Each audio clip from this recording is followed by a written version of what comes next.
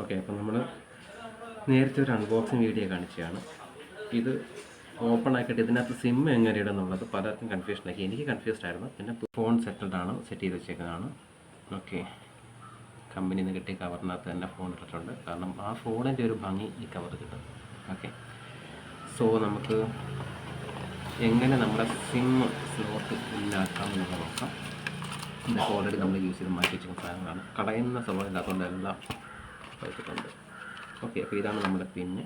Okay, phone സേഫായിട്ടിരിക്കട്ടെ.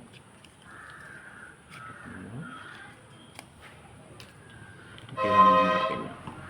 Okay, അപ്പോൾ നമ്മുടെ കവറിൽ ഫോൺ മാറ്റുമ്പോൾ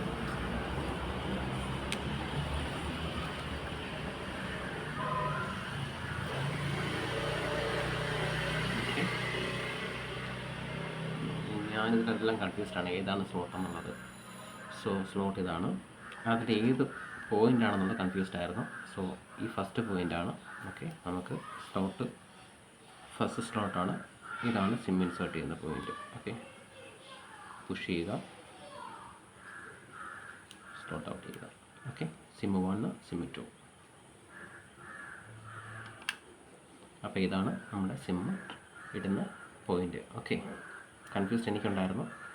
ഇതുപോലെ കൺഫ്യൂസ്ഡ് ഉള്ള സാധാരണ ആൾക്കാരും കാണും, അതുകൊണ്ടാണ് ചെയ്തത്. സോ ഇത്രയേ ഉള്ളൂ. ഇതാണ് സിം ഇടുന്ന സ്ലോട്ട്. ഓക്കെ, ഇടുന്നു, സിം ഇടുന്നു 1 and 2. Okay okay